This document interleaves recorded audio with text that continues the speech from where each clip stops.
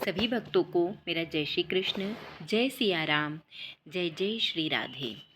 श्री सीता रामचंद्राभ्याम नमः। महर्षि वाल्मीकि प्रणीत श्रीमद् वाल्मीकि रामायण का हम अध्ययन एवं श्रवण कर रहे हैं।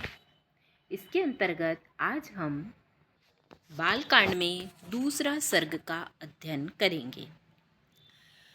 रामायण काव्य का उपक्रम तमसा के तट पर क्रौंच वध से संतप्त हुए महर्षि वाल्मीकि के शोक का श्लोक रूप में प्रकट होना तथा ब्रह्मा जी का उन्हें रामचरित्रमय काव्य के निर्माण का आदेश देना।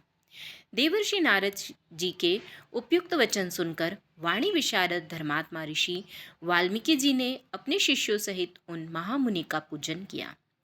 वाल्मीकि जी से यथावत सम्मानित हो देवर्षि नारद जी ने जाने के लिए उनसे आज्ञा मांगी और उनसे अनुमति मिल जाने पर वे आकाश मार्ग में चले गए। उनके देवलोक पधारने के 2 ही घड़ी बाद वाल्मीकि जी तमसा नदी के तट पर गए, जो गंगा जी से अधिक दूर नहीं था। तमसा के तट पर पहुंचकर वहां के घाटों को कीचड़ से रहित देख मुनि ने अपने पास खड़े हुए शिष्य से कहा, भरद्वाज, देखो, यहाँ घाट बहुत बड़ा सुंदर है। इसमें कीचड़ का नाम नहीं है। यहाँ का जल वैसा ही स्वच्छ है जैसा सत्पुरुष का मन होता है। तात, यही कलश रख दो और मुझे मेरा वल्कल दो। मैं तमसा के इसी उत्तम तीर्थ में स्नान करूँगा। महात्मा वाल्मीकि के ऐसा कहने पर नियम परायण शिष्य भरद्वाज ने अपने गुरु मुनिवर वाल्मीकि को वल्कल वस्त्र दिया। शिष्य के हाथ से वल्कल लेकर वे जितेंद्रिय मुनि वहाँ के विशाल वन की शोभा देखते हुए सब ओर विचरने लगे। उनके पास ही क्रौंच पक्षियों का एक जोड़ा, जो कभी एक दूसरे से अलग नहीं होता था, विचर रहा था। वे दोनों पक्षी बड़ी मधुर वाणी बोलते थे। भगवान वाल्मीकि ने पक्षियों के उस जोड़े को वहाँ देखा। उसी समय पापपूर्ण विचार रखने वाले एक निषाद ने, जो समस्त जंतुओं का अकारण वैरी था, वहां आकर पक्षियों के इस जोड़े में से एक नर पक्षी को मुनि के देखते देखते बाण से मार डाला। वह पक्षी खून से लथपथ होकर पृथ्वी पर गिर पड़ा और पंख फड़फड़ाता हुआ तड़पने लगा। अपने पति की हत्या हुई देख उसकी भार्या क्रौंची करुणाजनक स्वर में चित्कार कर उठी। उत्तम पंखों से युक्त वह पक्षी सदा अपनी भार्या के साथ साथ विचरता था। उसके मस्तक का रंग तांबे के समान लाल था और वह काम से मतवाला हो गया था। ऐसे पति से वियुक्त होकर क्रौंची बड़े दुख से रो रही थी। निषाद ने जिसे मार गिराया था, उस नर पक्षी की वह दुर्दशा देख उन धर्मात्मा ऋषि को बड़ी दया आई। स्वभावतः करुणा का अनुभव करने वाले ब्रह्मर्षि ने यह अधर्म हुआ है ऐसा निश्चय करके रोती हुई क्रौंची की ओर देखते हुए निषाद से इस प्रकार कहा, निषाद, तुझे नित्य निरंतर कभी भी शांति न मिले, क्योंकि तूने इस क्रौंच के जोड़े में से एक की, जो काम से मोहित हो रहा था, बिना किसी अपराध के ही हत्या कर डाली। ऐसा कहकर जब उन्होंने इस पर विचार किया, तब उनके मन में यह चिंता हुई कि अहो, इस पक्षी के शोक से पीड़ित होकर मैंने यह क्या कह डाला। यही सोचते हुए महाज्ञानी और परम बुद्धिमान मुनिवर वाल्मीकि एक निश्चय पर पहुंच गए और अपने शिष्यों से इस प्रकार बोले, तात, शोक से पीड़ित हुए मेरे मुख से जो वाक्य निकल पड़ा है, यह 4 चरणों में आबद्ध है। इसके प्रत्येक चरण में बराबर बराबर यानी 8-8 अक्षर हैं तथा इसे वीणा के लय पर गाया भी जा सकता है। अतः मेरा यह वचन श्लोक रूप अर्थात श्लोक नामक छंद में आबद्ध काव्य रूप का यश स्वरूप होना चाहिए, अन्यथा नहीं। मुनि की यह उत्तम बात सुनकर उनके शिष्य भरद्वाज को बड़ी प्रसन्नता हुई और उसने उनका समर्थन करते हुए कहा, हाँ, आपका यह वाक्य श्लोक रूप ही होना चाहिए। शिष्य के इस कथन से मुनि को विशेष संतोष हुआ। तत्पश्चात उन्होंने उत्तम तीर्थ में विधिपूर्वक स्नान किया और उसी विषय का विचार करते हुए वे आश्रम की ओर लौट पड़े। फिर उनका विनीत एवं शास्त्रज्ञ शिष्य भरद्वाज भी वह जल से भरा हुआ कलश लेकर गुरुजी के पीछे पीछे चला। शिष्य के साथ आश्रम में पहुंचकर धर्मज्ञ ऋषि वाल्मीकि जी आसन पर बैठे और दूसरी दूसरी बातें करने लगे, परंतु उनका ध्यान उस श्लोक की ओर ही लगा रहा। इतने ही में अखिल विश्व की सृष्टि करने वाले सर्वसमर्थ महातेजस्वी चतुर्मुख ब्रह्मा जी मुनिवर वाल्मीकि से मिलने के लिए स्वयं उनके आश्रम पर आए।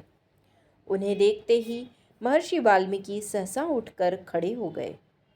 वे मन और इंद्रियों में वश में रखकर अत्यंत विस्मित हो हाथ जोड़े चुपचाप कुछ काल तक खड़े ही रह गए, कुछ बोल न सके। तत्पश्चात उन्होंने पाद्य, अर्घ्य, आसन और स्तुति आदि के द्वारा भगवान ब्रह्मा जी का पूजन किया और उनके चरणों में विधिवत प्रणाम करके उनसे कुशल समाचार पूछा। भगवान ब्रह्मा ने एक परम उत्तम आसन पर विराजमान होकर वाल्मीकि मुनि को भी आसन ग्रहण करने की आज्ञा दी। ब्रह्मा जी की आज्ञा पाकर वे भी आसन पर बैठे। उस समय साक्षात लोक पितामह ब्रह्मा सामने बैठे हुए थे, तो भी वाल्मीकि का मन उस क्रोंच पक्षी वाली घटना की ओर ही लगा रहा। वे उसी के विषय में सोचने लगे। ओह, जिसकी बुद्धि वैर भाव को ग्रहण करने में ही लगी रहती है, उस पापात्मा व्याध ने बिना किसी अपराध के ही वैसे मनोहर कलरव करने वाले क्रोंच पक्षी के प्राण ले लिए। यही सोचते सोचते उन्होंने क्रोंची के आर्तनाद को सुनकर निषाद को लक्ष्य करके जो श्लोक कहा था उसी को फिर ब्रह्मा जी के सामने दोहराया। उसे दोहराते ही फिर उनके मन में अपने दिए हुए शाप के अनौचित्य का ध्यान आया। तब वे शोक और चिंता में डूब गए। ब्रह्मा जी उनके मन स्थिति को समझकर हंसने लगे और मुनिवर वाल्मीकि से इस प्रकार बोले। ब्रह्मन, तुम्हारे मुंह से निकला हुआ यह छंदोबद्ध वाक्य श्लोक रूप में ही होगा। इस विषय में तुम्हें कोई अन्यथा विचार नहीं करना चाहिए।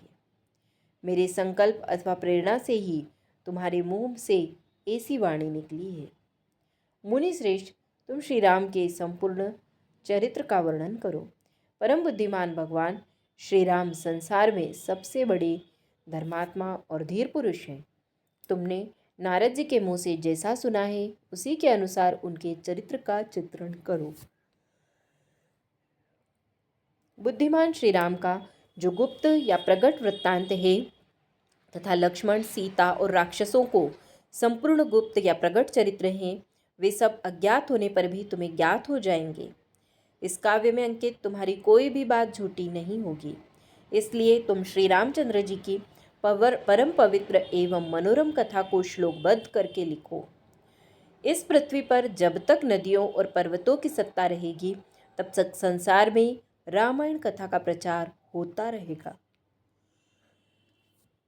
जब तक तुम्हारी बनाई हुई श्री राम कथा का लोक में प्रचार रहेगा तब तक तुम इच्छानुसार ऊपर नीचे तथा मेरे लोकों में निवास करोगे।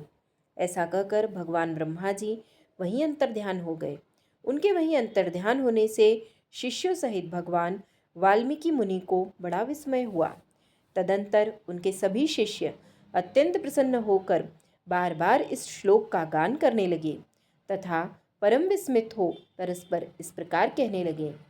हमारे गुरुदेव महर्षि ने क्रोंच पक्षी के दुख से दुखी होकर जिस समान अक्षरों वाले 4 चरणों से युक्त वाक्य का गान किया था वह था तो उनके हृदय का शोक, किंतु उनकी वाणी द्वारा उच्चारित होकर श्लोक रूप हो गया।